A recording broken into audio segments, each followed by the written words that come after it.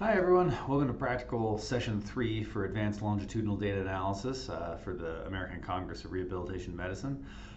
We've been talking about a lot of different model building procedures so far in both the lectures and the practical sessions, and we've walked through, establishing linear models, getting the correct random effects for our models, how to add interactions between our fixed effects at the time level and at the group level, and ultimately model comparison procedures that allow us to choose the models that provide the best explanations of our data. One of the things that we haven't talked about so far is really practical limitations and things that you might encounter in real-world research. The data that we've been working with was simulated data based on mathematical models, or mathematical functions, with some noise kind of thrown over the top. So this means that our data behaved pretty well, and we also had complete cases. So we had 40 people observed over 18 months of therapy, and everyone had all the data for every time point. For most of you, that probably doesn't really mesh with your experience doing clinical research, where you're not going to have perfectly complete data. So in the final session today, we want to talk a little bit about different types of missingness in our data and the effects that missingness can actually have when it comes to interpreting our models. So we're going to talk about the full data set. We're going to talk about data that are missing at random. So there's sort of an equal probability of data going missing across people and across time. Data that are missing not at random, where that would mean that there is not an equal probability of data missing across people or across time. In the example we'll focus on, data are missing not at random in time. So we're missing data from latter data points, and we have more data from the early data points.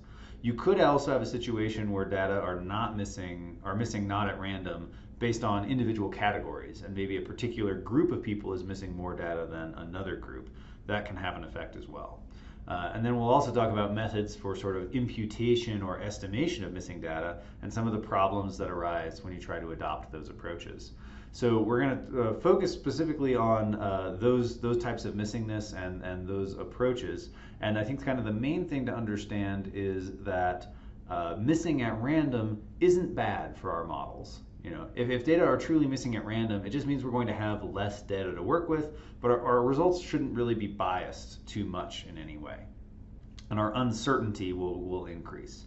When data are missing not at random, that can be a problem because that means we're either missing data from select groups of individuals or from certain time points, and that can actually distort our results. We can actually use mixed effect regression to still get an answer, which is important and a distinct advantage of mixed effect regression beyond traditional approaches like a repeated measures ANOVA. But it does mean we have to look at our data and see what's missing from which people and what's missing from what time points to try to understand some of the weaknesses, limitations, and potential biases that might be creeping into our models. Okay, so to get started, again, we're going to load the same packages that we've been using throughout these different sessions. Then we're going to set our working directory. And again, I have the code provided for you guys to set your working directory. You want to update this file pathway to match whatever that working directory is on your computer. Rather than entering the code this time, I'm actually going to go in and set my working directory through the menu. And so in my case, it's in my Documents folder, and I have the LMER Clinical Data Science, and my data files are actually stored in a subfolder, so I'm going to go into that subfolder and say Open. So again, whether you do this through code or you do this through the menus, you need to tell R where it should look for files and where you want it to save files to. So in this case, I've set the working directory to my data folder. Again, we can list the files that are in there. And what we want to see is that we have this data_session3.csv in that folder because that's the data file that we're going to need for the practical session this afternoon. All right, we can see that it's in there, so we'll go ahead and read that file into R. We can confirm again now that this is 720 observations, but it's also 25 variables, right, which is more columns than we had originally because we've been adding data as we go. And I want to take a second to pause here and actually look at the different dependent measures, because up until now we've just been looking at this Roche-Fim dependent variable. And as you can see, it has complete observations for everyone. We also have Roche-Fim_MAR, so this is our Roche-Fim missing at random variable.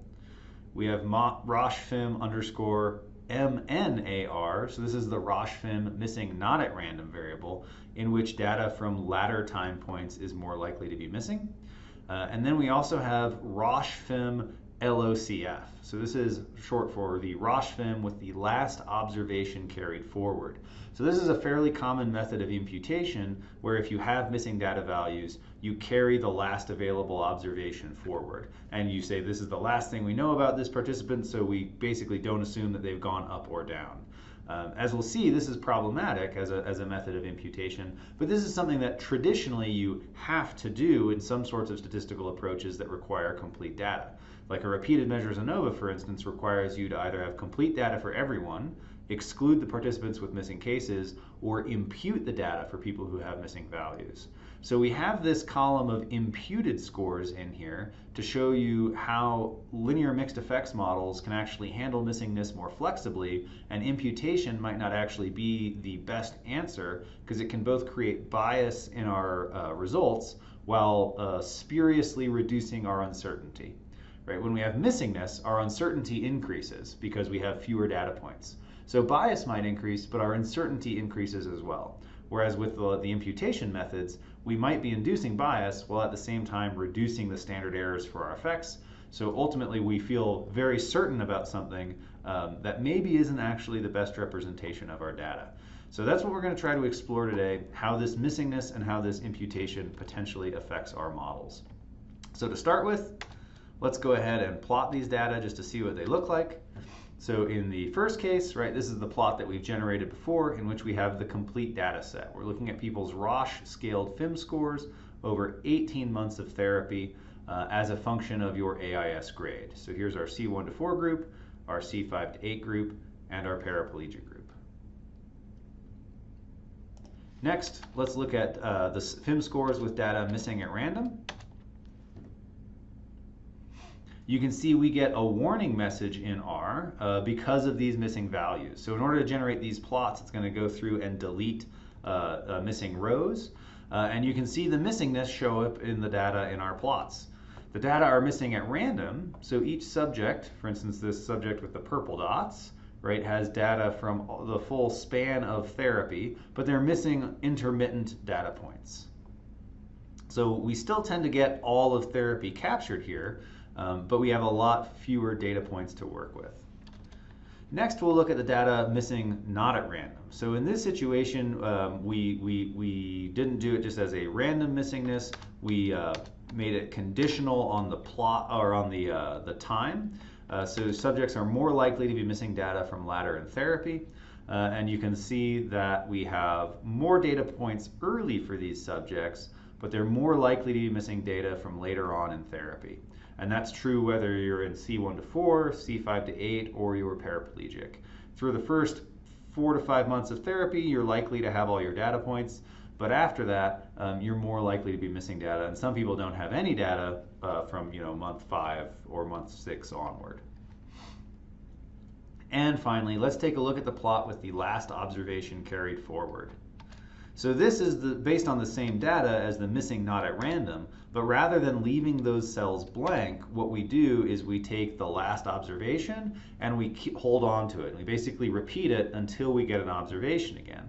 So you can see this creates this sort of staircase effect in our data, where now everyone has all the data points, but we're actually carrying forward missing observations. So if we look at this green participant here in C5 to 8, you can see, for instance, they had a missing data point here at month number 4, so month number 3 got repeated.